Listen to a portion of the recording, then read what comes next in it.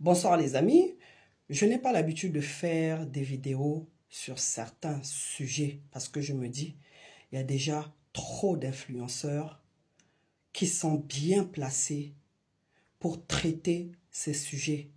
Nous, on s'occupe de la politique. Donc voilà, chacun est un peu dans son domaine. Mais avec toutes les révélations qui circulent sur la toile concernant le décès de cette femme Blanche Tounassi, je me suis posé la question, mais il y a un problème. Africains, arrêtons parfois de traîner des complexes qui ne nous apportent rien. On est toujours là à suivre et à admirer nos bourreaux, ceux-là qui nous font du mal.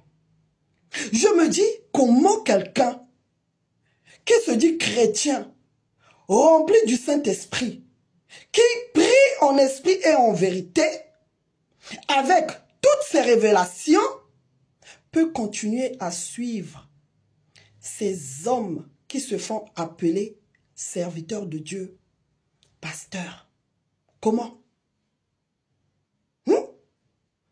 L'Afrique, c'est le continent qui prie le plus. L'Afrique, c'est le continent qui a plus d'églises que d'écoles et hôpitaux. L'Afrique, c'est le continent qui nous fabrique plus de pasteurs que les seringues là pour les hôpitaux. Tous les jours, on a des églises qui poussent comme des champignons. Tous les grands pasteurs de Kinshasa, ils ont des sièges forcément à Brazzaville. Donc, c'est une contagion qui est en train d'infester nos pays africains.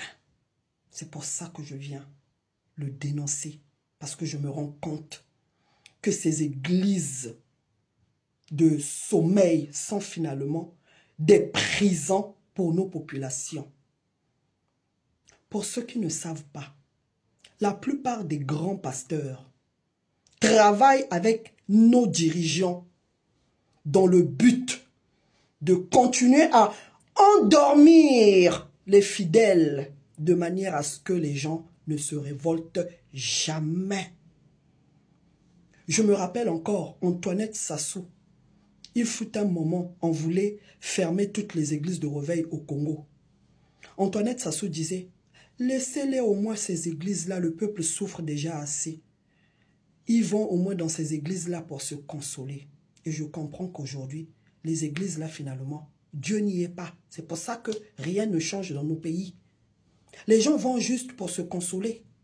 Parce que nous, on est émotifs. Tu vas là, tu chantes, tu chantes, tu chantes, tu danses, tu danses, tu danses. Tu oublies un moment tes problèmes. Mais quand tu retournes chez toi à la maison, rebelote, le naturel revient au galop. Tous tes problèmes sont là entiers. Je connais des gens, ça fait plus de 20 ans, qui vont dans les églises là. Vous les imposez les mains sous toutes les formes. La situation reste la même. Comment on peut, avec toutes ces révélations-là, considérer M. Marcelo comme un serviteur de Dieu? Il y a des gens qui disent, j'ai écouté, pourquoi la famille a attendu une année après pour parler? Vous connaissez très bien comment ça se passe dans nos pays. Quelqu'un qui a les moyens, toi tu peux te permettre de te lever, l'attaquer en justice. En plus, Marcelo, aujourd'hui, est protégé par le couple présidentiel de la RDC. Vous pensez que la famille de Blanche Tounassi peut l'attaquer en justice? Non. C'est peut-être la pression de toute l'Afrique, comme ça se passe en ce moment, qui fera plier, qui fera que le président de la République ouvre une enquête. Et j'entends, il y a des gens qui posent des questions. Est-ce que c'est possible une année après qu'on déterre la personne? Oui, quoi, vous ne suivez pas les enquêtes impossibles à la télé? Ce qui se passe, les émissions sur les enquêtes qui se passent à la télé? Oui, encore, même 100 ans après. On peut le déterrer pour des raisons d'enquête. Avec les restes d'un défunt, on peut très bien identifier les causes de son décès. Donc le corps de Blanche Tounassi peut être exhumé pour des raisons d'enquête. Un homme rempli du Saint-Esprit se doit de dire la vérité. Je n'arrive pas à comprendre, j'ai regardé la vidéo de la maman de Blanche Tounassi sur la tombe de sa fille, parce que le 1er août en RDC, c'est la Toussaint, où tout le monde se rend au cimetière pour nettoyer tout ça. Cette femme pleure. La grande perdante dans cette affaire, c'est la maman de Blanche Tounassi. Et je n'arrive pas à comprendre comment les gens se permettent de tirer sur cette femme-là. Ce n'est pas possible. Qu'est-ce qu'on est devenu, nous, Africains? Hein? Il y a quand même eu un décès de quelqu'un. Cette famille-là a perdu leur fille, leur sœur. Comment Marcelo, un soi-disant homme de Dieu qui prêche l'amour, parce que dans la Bible, on a dit, si tu n'as pas l'amour de ton prochain, tout ce que tu fais, toutes tes prières que tu fais, elles sont vaines. S'il te manque un grain d'amour de ton prochain. Comment Marcelo peut traiter de cette façon son ex-belle famille avec beaucoup de mépris? Comment un homme de Dieu, toi qui es censé représenter l'amour parce que Dieu est amour, comment? Tu annonces ton mariage par texto, il envoie le certificat de décès de Blanche Tounassi sur WhatsApp à sa belle famille. Quel manque de respect! Quel manque de respect! C'est pas interdit hein, de refaire sa vie. Hein. Mais je n'arrive pas à comprendre. Comment quelqu'un qui est rempli du Saint-Esprit n'est pas capable de vivre dans l'abstinence comme l'apôtre Paul dans votre Bible? Hein? Comment? On nous dit, oh non, parce qu'il a besoin d'une femme pour élever ses enfants. Donc cette femme-là est venue juste là pour faire la nounou des enfants de Marcelo. Et ça aussi, est-ce que c'est pas un manque de respect vis-à-vis de sa nouvelle femme? Parce que là, elle est juste considérée comme celle-là que Marcelo épouse pour élever ses enfants. Donc, pas d'amour, rien du tout. Quelle est cette façon-là que vous avez aujourd'hui de traiter la femme? Vous êtes tous nés d'une femme. Ce n'est pas croyable. Et ça sort de la bouche des hommes. Ce n'est pas croyable. Même certaines femmes qui le disent. C'est pas croyable. On a tout perdu. Nos valeurs. On dit que la famille de Maman Blanche a juste besoin d'argent. Dans la tradition africaine, c'est symbolique. Quand tu perds ta femme comme ça, il faut présenter tout ce qu'elle avait à ta belle famille. Et c'est à eux de décider s'ils vont prendre ou ils vont tout laisser pour les enfants. Voilà, on présente toujours. Eh oui, on présente. C'est comme ça, on est africain. Hein? Et donc même ça, vous venez dénigrer toute une famille.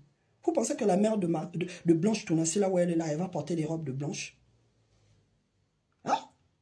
Non, un peu de respect pour cette famille, quoi. Un peu de respect. Voilà. Marcelo a menti depuis le début. Il y a même 3 versions. Je viens encore préciser une chose que je n'arrive pas à comprendre. Un acte de décès est signé par le médecin qui constate le décès de la personne. L'acte de décès ne peut jamais, en aucun cas, être fourni par les pompes funèbres. Donc ça, c'est le plus gros mensonge de Marcelo. Les pompes funèbres, eux, leur rôle, c'est la conservation du corps. Préparer le corps. Et ils vous livrent le corps le jour des obsèques. Celui qui est habilité de signer l'acte de décès du côté de la famille, c'est le responsable légal, le proche. Ce n'est pas un ami, un proche de la famille. Comme là, dans le cas de Blanche Tounassi, c'est Marcelo qui est habilité à signer l'acte de décès. Ou un de ses enfants majeurs. Quand vous venez sortir des trucs sur la toile, dites-vous qu'il y a des gens aussi qui sont là, qui sont intelligents, qui connaissent comment ça se passe. Donc voilà, Marcelo, tu n'es pas un homme de Dieu. Tu ne peux pas être homme de Dieu et salir ta belle famille comme tu le fais. La grande sœur de cette Blanche Tounassi-là se dit aujourd'hui menacée parce qu'elle a fait des révélations.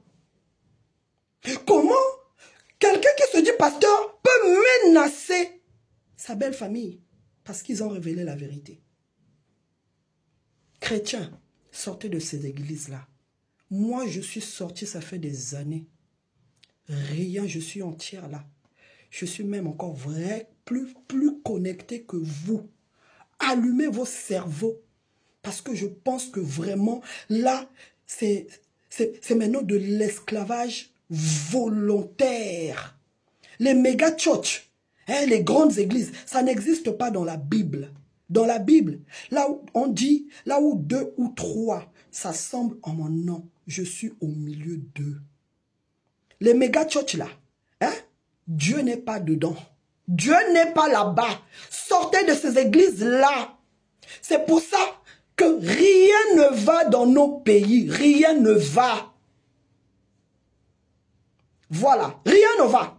Il n'y a pas de différence entre ces soi-disant serviteurs de Dieu et des païens. En Afrique aujourd'hui, un pasteur qui va prêcher dans l'église de son confrère, il ramène avec lui son micro. Pourquoi? De nombreux serviteurs de Dieu sont morts par empoisonnement, par des chrétiens. Le monde chrétien est plus dangereux que le vrai monde, comme eux ils disent là. Plus dangereux. Donc, allumez vos cerveaux, sortez de l'esclavage volontaire. Vous n'irez jamais au ciel avec ce genre de pasteur. Merci.